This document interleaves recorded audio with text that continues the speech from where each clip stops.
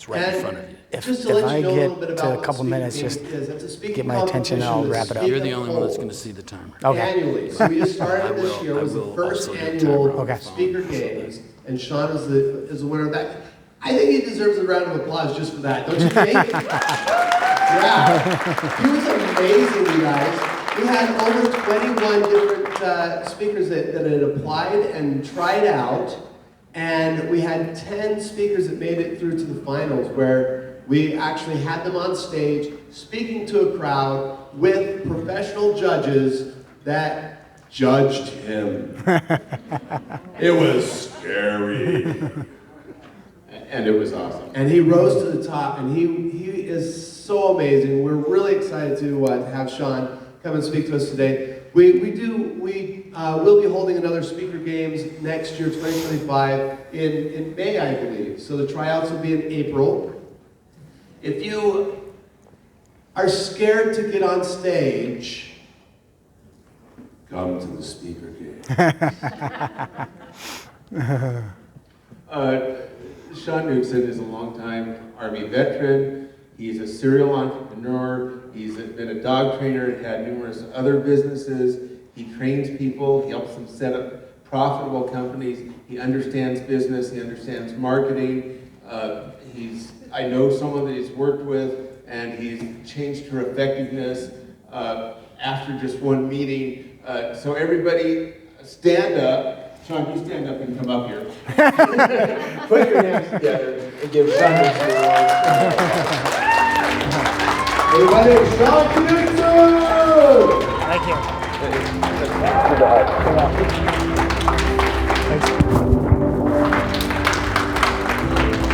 Thank you. Oh, can you hear me? Oh, there we are.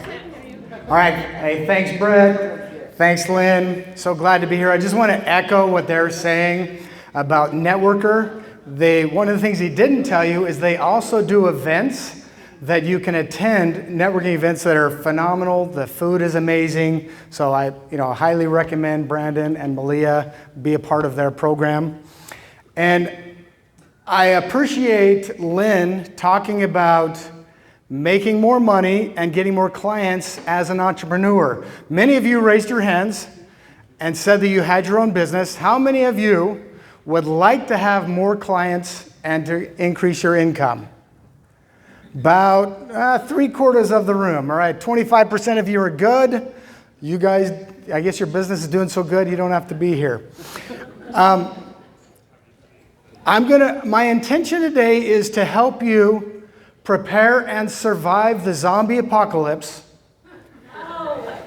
and to learn how to implement those same skills and tactics into your business, especially during hard times. As we are currently seeing, the economy's not the best right now, so it is a little more challenging for business owners. So I'm going to tell you 2 things today that if you implement them, I guarantee you will see a massive growth in your business. Now let me ask you, if I told you 3 days from now the zombie apocalypse would be here, this building would be overrun, who would be ready? Who's ready for the zombie apocalypse? Looks like 4 people. Hey, that's great. Write down the names of everybody that raised their hand so you be sure and go to their house. They got guns. Yeah, exactly. They've got lots of guns. And am I too loud or am I good? I like it. Okay. There in my area. I am terrible with a mic, so usually I don't have it close enough to my mouth. So if you, who feels like the apocalypse might be just around the corner? About half of the group, okay. Getting ready for the zombie apocalypse is a lot more than gathering supplies, getting your weapons, getting your food, and barricading yourself in some shelter. Just as in business, if you're going to survive an apocalypse and you're going to make your business successful during hard economic times, it is going to take strategic planning. It is going to take resilience. And most importantly, It's going to take creating a team and a tribe. It's actually everything that you're struggling with in your business. I promise you, it's not a how question, it's a who question. Who do I need to talk to that knows how to deal with this, that has the connections that they can help me? So I want you to discover today, who do you need to be a part of your tribe? How do you find them? And then how do you create an ongoing relationship with them? Now let's think about your ideal situation with a zombie apocalypse. Who would like to have a 10,000 square foot bunker with all kinds of weapons and food, and you have power and generators? Anybody think that's a pretty good idea for the apocalypse? So if you watch any prepping show, that's what they're going to talk about. You're going to get all hunkered down. You're going to be good to go. Now, from my experience, I have 23 years as a combat member of the Army, and I'm a former federal SWAT team commander. So I love to study history, especially wars. If you think about your history class, they skip over the times of peace and they go right to the wars, because that's when things happen, that's when things evolve. War is a part of our life. It is a part of being a human. It's part of our experience.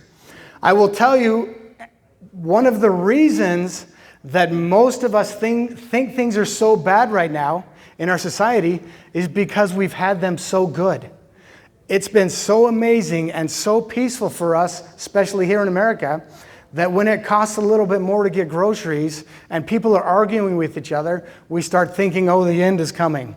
But I promise you, it can get a lot worse. So all we can do is be grateful for what we have now, be grateful for the life that we've lived, and make the most of every moment. And that is what I want to help you do today. So thank you. In that scenario, let's just say you were a billionaire. You had the perfect bunker. Your wife is cooking some macaroni. Your kids are playing video games. You're reading your book. You're on your rocking chair with your pipe. And you're just like living out this fantasy of this just amazing, peaceful life. You've got everything you need to survive for 2 years. And there are people that have this set up. As a contractor, I have built 2 of them for people these multi-million-dollar homes. I built bunkers for them. One of them, and I think the statute of limitations is passed on this, we did it after the inspector left, so it never went onto the plans. We actually cut out the foundation. We built this concrete tunnel to this bomb shelter that was away from his house. He had the ventilation, he had power, he had all these things. He's going to supply, weapons, guns, all these things down there. But here's the thing. How many people knew about that? I know exactly where that house is. So does every one of my employees. So does every one of the cement truck drivers. So do all of the other contractors that were working on the house. So there's right there, that's at least 20, 25 people that know where his house is and what he has. Even if nobody knew, eventually someone's going to find it. When people are desperate, they are going to search every inch of square land looking for any kind of resources. And they will find either your air filtration system. They'll find your door to your bunker. So there you are, smoking your pipe, thinking you're going to ride out this zombie apocalypse. There's death and chaos up above, but you guys are just living the dream. And then you hear a knock at the door. Probably more like a sledgehammer hitting the bulletproof, bomb-proof bunker door that you have that's really well hidden, but somebody found it. How do you think you feel in that moment? This feeling of panic and dread. All of a sudden, your wife starts crying. Your kids are asking, what was that? We haven't heard anything for weeks. What was that noise? And you think, okay, no problem.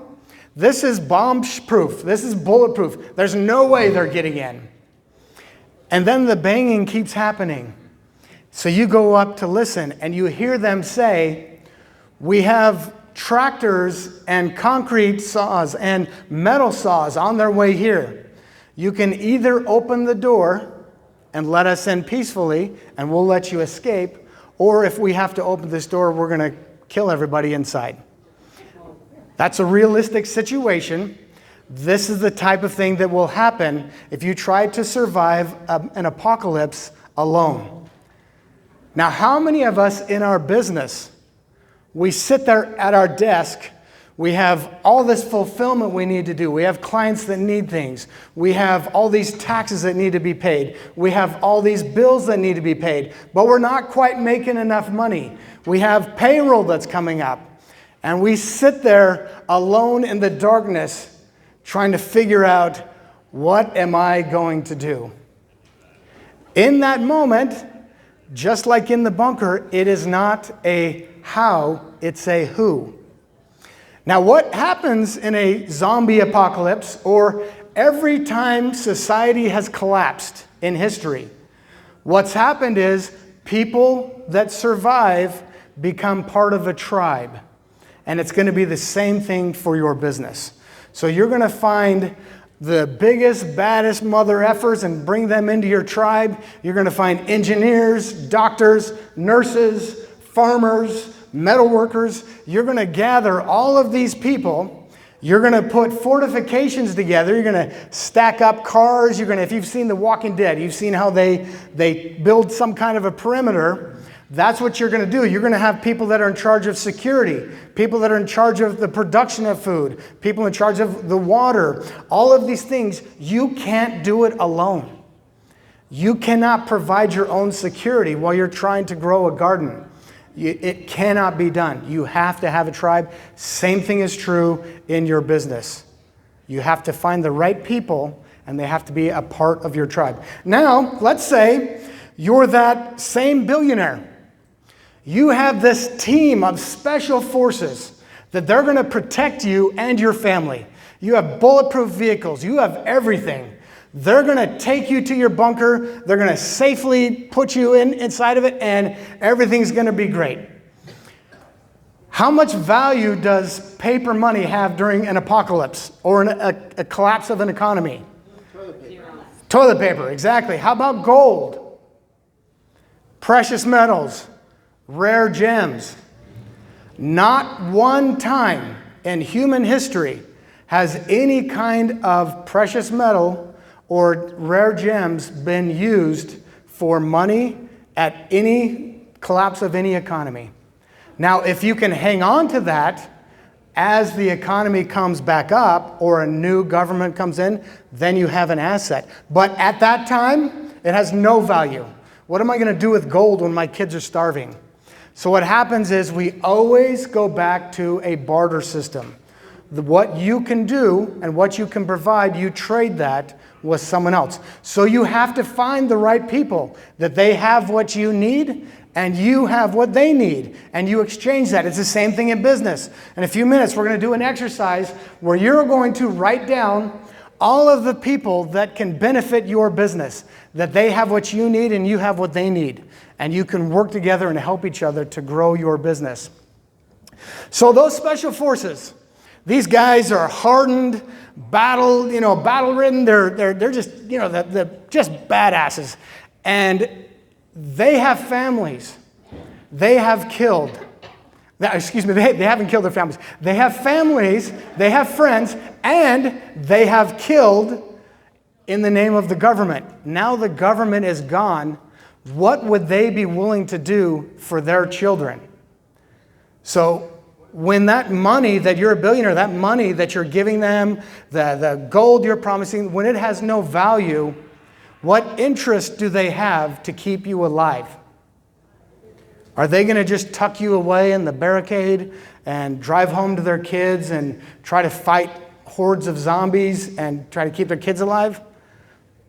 No. They're probably going to just take you out, take your bunker, and they know the deal. So they're going to bring a team together. They're going to bring in people and have a tribe and say, hey, we know a place where there's places where these billionaires have multiple bunkers, and you go buy one and you own it. They're just going to take over the whole thing, take all the bunkers, and they're going to set their tribe up and live high on the hog for the next 5 years. So when you are working with people and they're being a part of your tribe, there has to be an exchange of value. They have to have an interest in what you're doing. They have to get something out of it. I hear people all the time when I talk to clients that, yeah, I'm referral partners with this person, and it worked for a while, and then it fizzled. And I always ask them, did you pay them? They say, oh no, we just were sharing referrals with each other. Well, if one person is sharing more than others, at some point it's like, it's a bother. I'm not even going to worry. I don't want to deal with that. It takes time to send them to this person.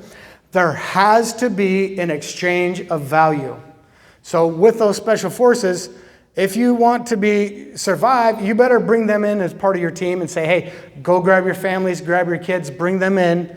We won't live as long on the supplies, but at least we're going to make it through this first part, and we're in this together.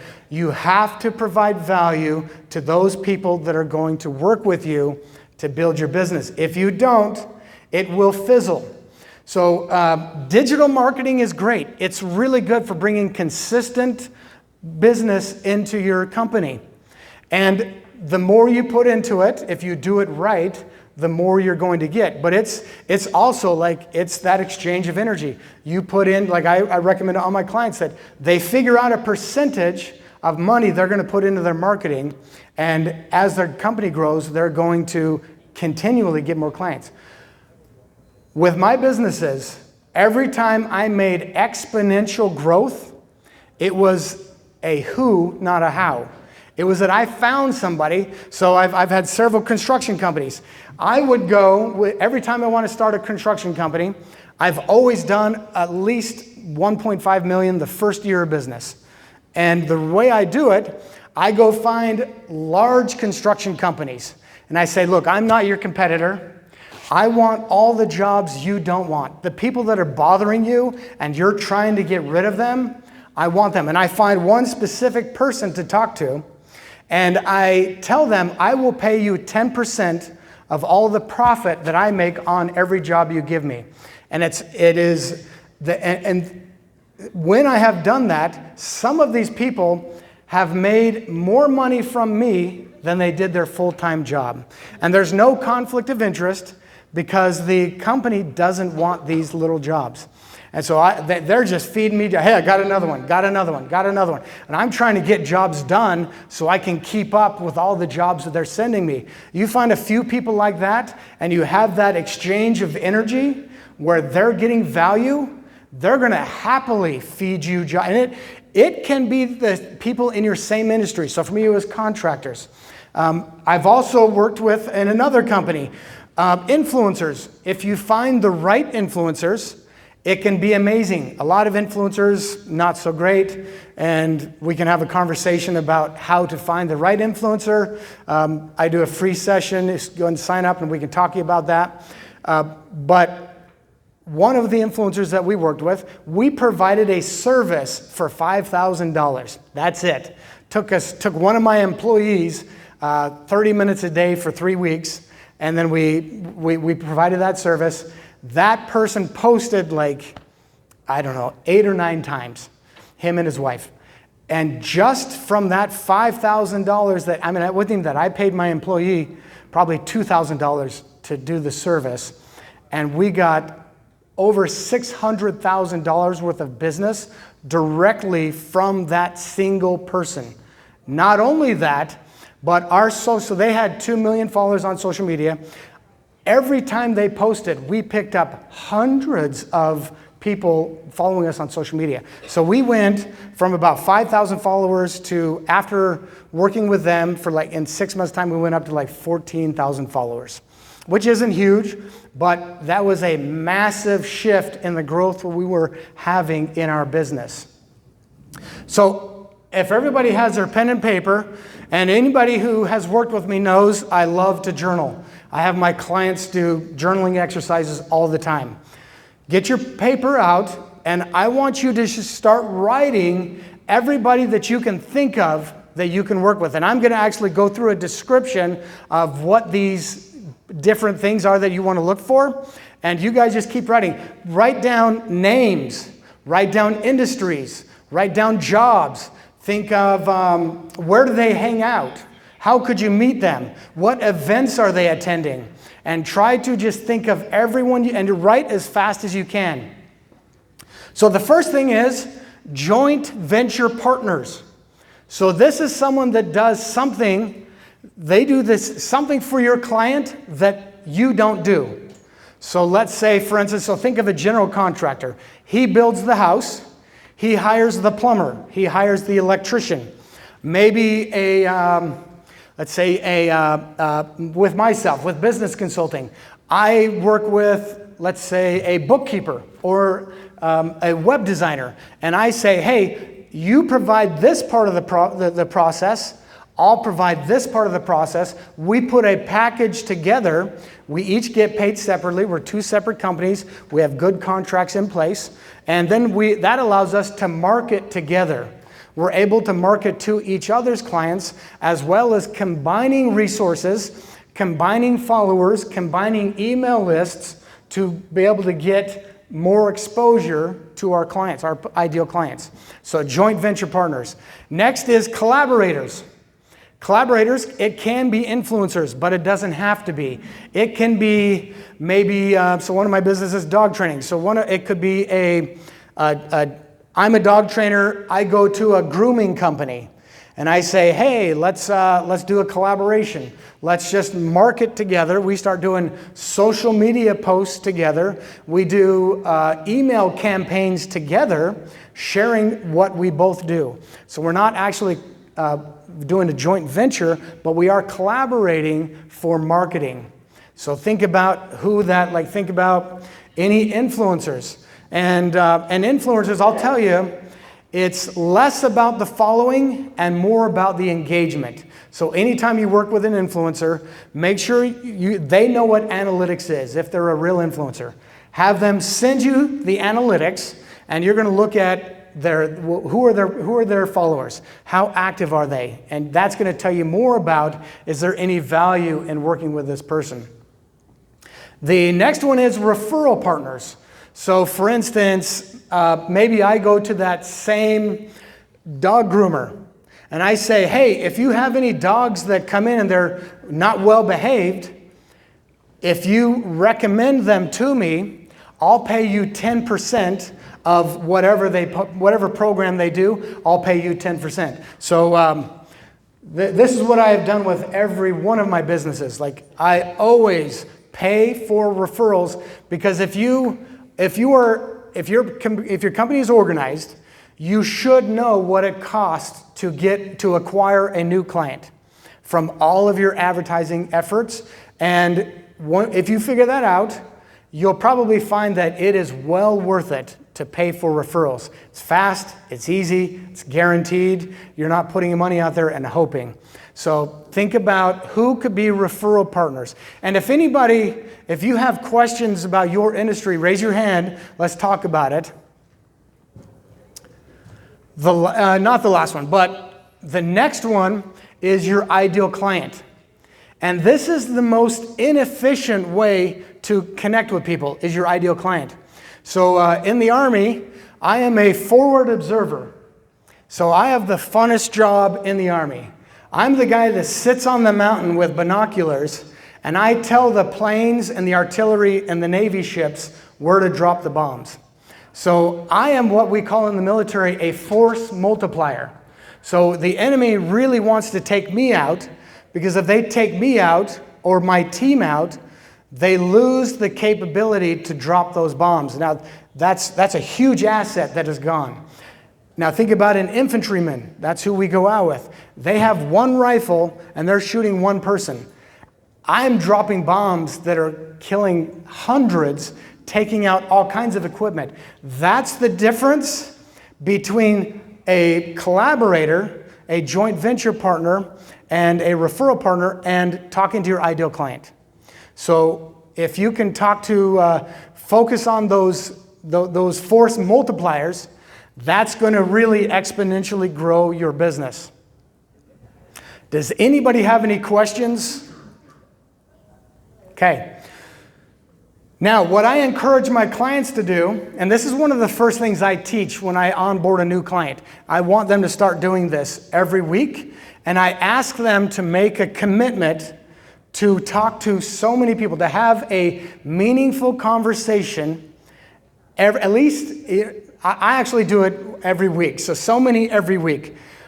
My goal is 15, so I would like you to think about how many people from the list that you are currently creating, and if you have not finished the list, please go home and write down, continue this list, and find more names, more people that you can work with. But I challenge you right now to make a commitment as to how many people per week you are committed to talk to. And when I say talk to, have a meaningful conversation, and we're going to talk about that conversation in just a second.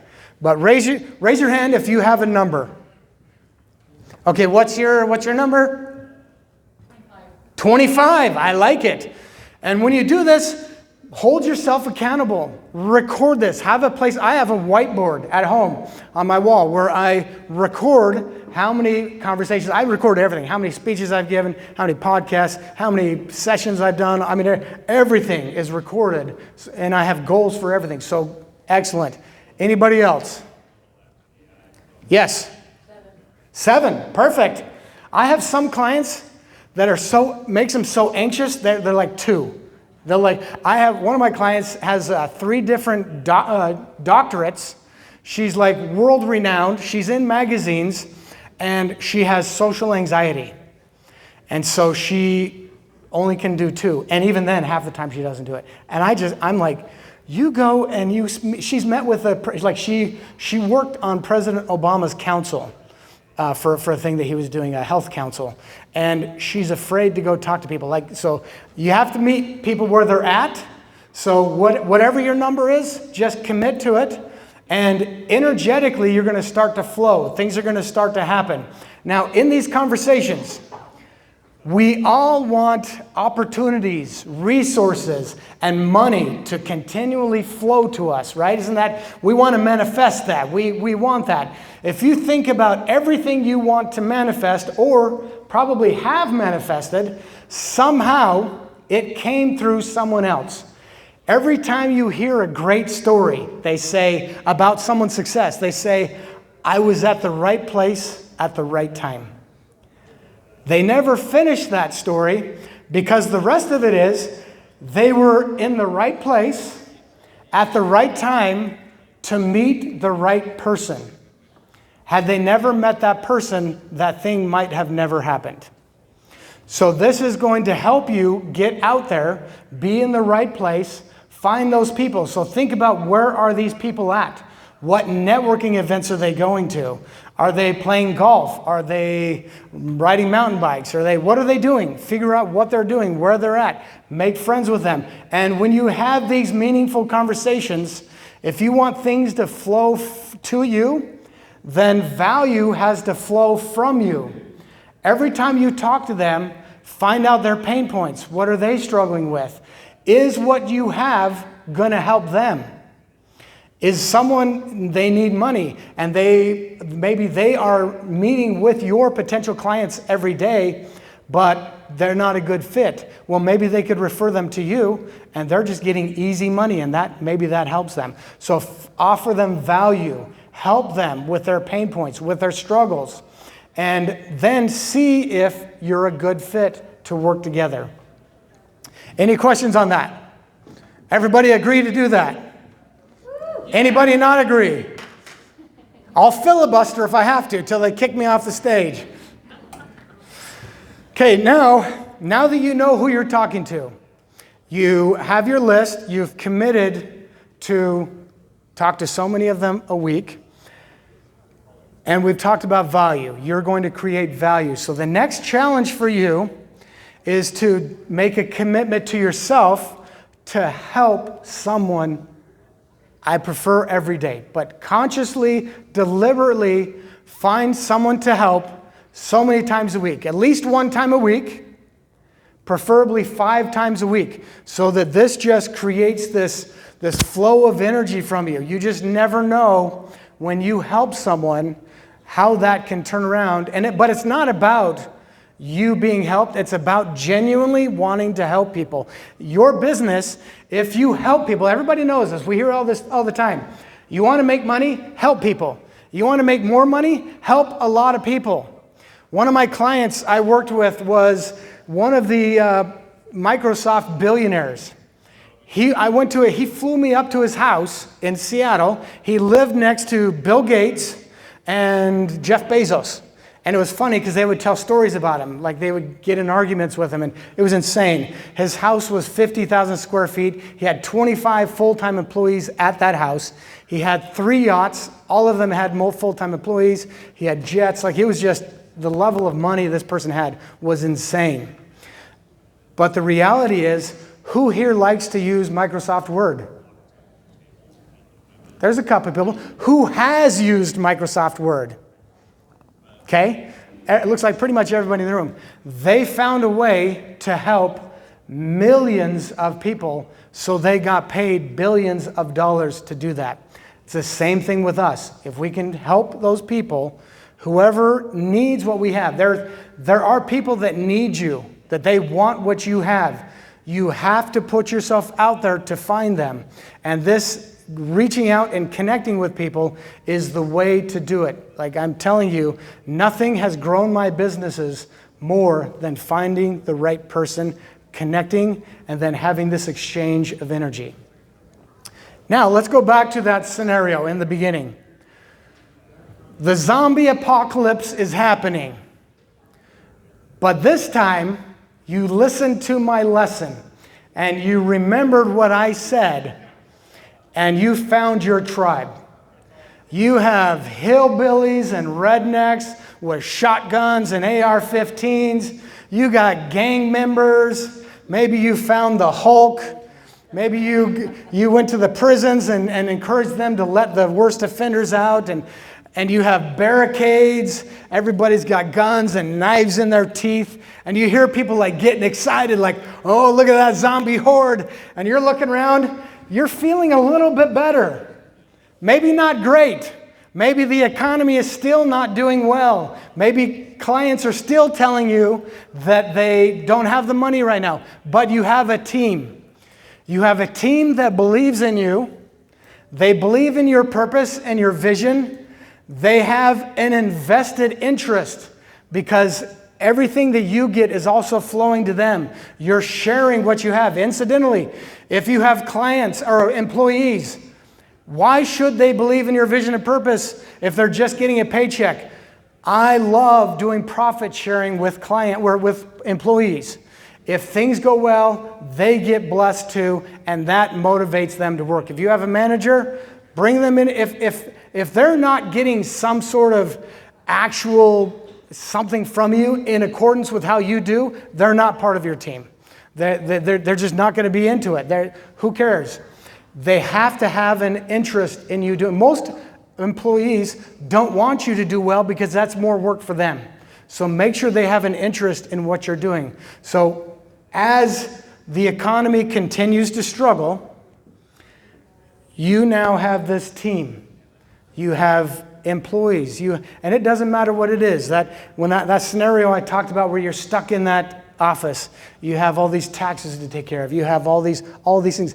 The beauty of today, it used to be that you had to hire an accountant and have them on staff. You used to have a bookkeeper and all these things. Now, we can get so many things done on a subscription base that it's absolutely outstanding. Like this is the greatest time, in my opinion, to be an entrepreneur ever. We can advertise for free and very cheap on social media. And here's the great thing about when an economy is not doing really well. Those who stay in business or build their business during that time, they get huge market share. So if you remember the collapse of 2008, I have friends, I was a contractor then. I came home from Iraq. I was doing a subdivision in 2007. Luckily, I sold it before I went to Iraq and came home in 2008, and the economy had just collapsed. So I used my military experience to go get on a federal SWAT team, and that was a lot of fun. I'm glad I did it. But my friends who didn't do that, they suffered. They struggled, and they stayed in business. And now they're living in multi-million-dollar homes, million-dollar cabins, traveling the world. Like, they have insane amounts of money because during that economic struggle, they just got more and more market share. And so as the economy came back, they were on top and sitting high on the hog. So I always tell people this is a great time to start a business if you know how to do it right. Your company has to be organized, efficient, productive. We can't have the waste that we've had in years past. I do a free session to help you get clear on your vision and purpose so that one of the biggest things that I see in businesses is that they're not sure about their offering, what's their purpose, where do they want to go, and it creates a lot of stress, anxiety. It causes all kinds of problems within the company and within yourself. If you would like to have a conversation with me, go to my booth, put in your information. I would love to chat with you. No matter what, make sure, whether you're going through a zombie apocalypse or you're building a business during a hard economic time, please don't go through it alone. It's hard enough being an entrepreneur. We're at the top of whatever tribe we have, we're at the top. It can be lonely at the top. So don't try to take that all on alone. Find those people, build that team, and let's have an amazing apocalypse. Thank you.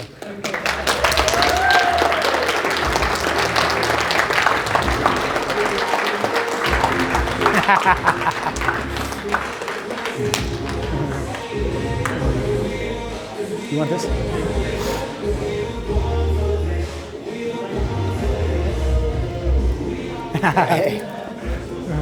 Wasn't that amazing, everybody? Let's give them another round of applause. Thank you. I just thought it was amazing, the power of networking. That's exactly what we're here for today, is networking. And he's talking to us about